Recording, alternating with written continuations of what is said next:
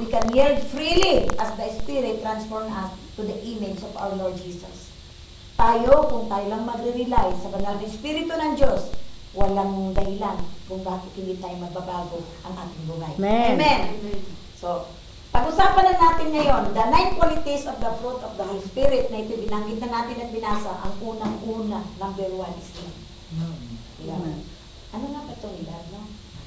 Agape speaks of the highest form of love.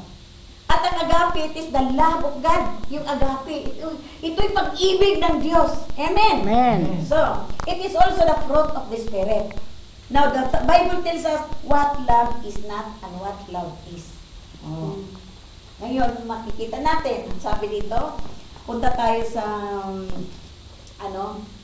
love is not.